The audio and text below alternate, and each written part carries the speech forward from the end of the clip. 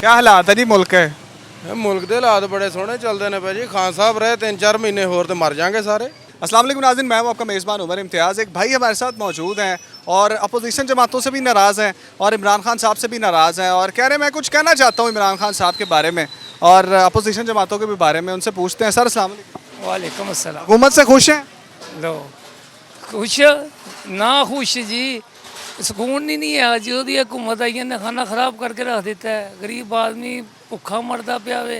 ਜਿਹੜਾ ਅਮੀਰ ਹੈ ਅਮੀਰ तर ਅਮੀਰ ਹੁੰਦਾ ਜਾ ਰਿਹਾ, ਜਿਹੜਾ ਗਰੀਬ ਹੈ ਉਹ ਗਰੀਬ तर ਗਰੀਬ ਹੁੰਦਾ ਜਾ ਰਿਹਾ। ਹਰ ਚੀਜ਼ ਨੂੰ ਮਹਿੰਗਾਈ ਹੋ ਗਈ ਹੈ। ਦੱਸੋ ਹਾਂ ਕਿਹੜੀ ਚੀਜ਼ ਮਿਲਦੀ ਹੈ? महंगाई क्यों हुई है?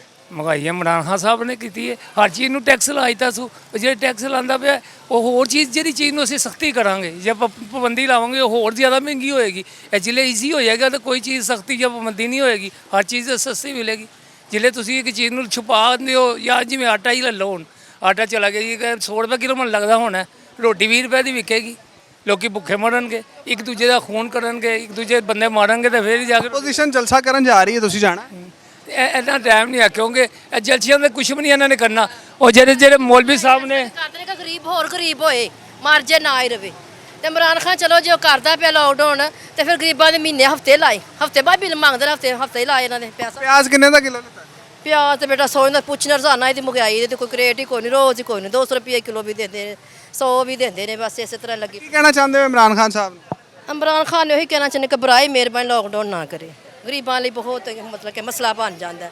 अमीरों ने तो ठीक हो तो घर बैठ के भी खा सकते हैं बेटा। काम वो जो अमीर लोग हैं ना वो गरीबों से ही करवाते हैं। उन्होंने तो बाहर निकल हर हाल में करना है काम। अमीरों का क्या, वो घर में बैठ के सदियाँ खा सकती है। उनकी इतनी सात नस्लें हैं वो भी खा सकती मसला गरीब का है। हैं। मसला गरीब का है। मतलब मुझे गरीब ज़्यादा है, अमीर काम में गरीब ज़्यादा है।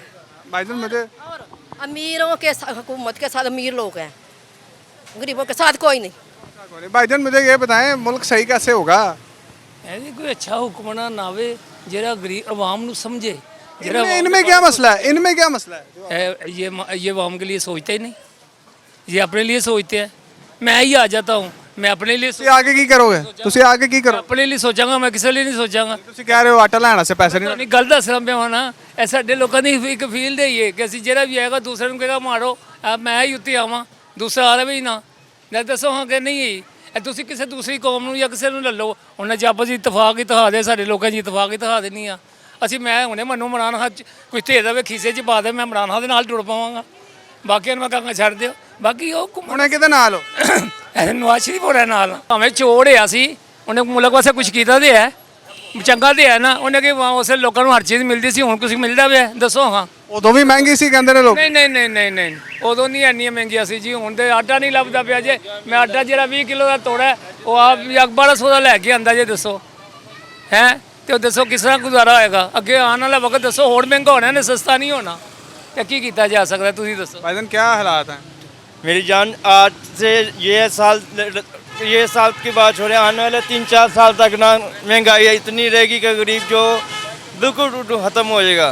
अमीर हो जाता है और गरीब से गरीब हो जाता है। गरीब के जेब में जो 10 रुपये भी है ना वो भी नहीं सुखद है। रोज़ी कमाना ही औखी हुई है। आगे एक आदमी कमाता था, 10 जी खाते थे। अब 10 जी कमाते हैं, एक जी को पालना औखा हुआ है। क्या हालात है जी मुल्क है? मुल्क के हालात बड़े सोहने चलते हैं भाई जी। खान साहब रहे 3-4 महीने होर तो मर जाएंगे सारे। बाकी रह गया कुछ इंटरव्यू दे कोई चीज़ बची है तो दस दो। खान साहब ने अलहमदुलिल्लाह पूरे मुल्क की ऐसी तरक्की की, ऐसी तरक्की की, असीं तरक गए हैं। ਨੂਨ ਲੀਗ ਇਹ ਸਹੀ ਸੀ, ਇਮਰਾਨ ਨਵਾਜ਼ ਸ਼ਰੀਫ ਸਹੀ? ਨੂਨ ਲੀਗ ਇਹਨਾਂ ਨਾਲੋਂ 1000 ਦਰਜੇ ਬਿਹਤਰ ਸੀ। ਆਂਦੇ ਤੇ ਉਹ ਵੀ ਉਹ ਯਾਰ ਖਾਣ ਦੀ ਗੱਲ ਕਰ ਰਹੇ ਹੋ ਤੁਸੀਂ, ਯਕੀਨ ਮੰਨੋ ਖਾਣ ਦੀ ਗੱਲ ਕਰ ਰਹੇ ਹੋ ਨਾ। ਉਹ ਯਾਰ ਜੇ ਖਾਂਦੇ ਸੀ ਤਾਂ ਆਵਾਮ ਨੂੰ ਵੀ ਤਾਂ खान देंगे सी। नाज़रीन अवाम हमारी जो है वो बहुत नाराज़ है और इसी तरह से मज़ीद लोग आपके सामने लेके आएंगे। मुझे इजाज़त दीजिए, अल्लाह निगहबान।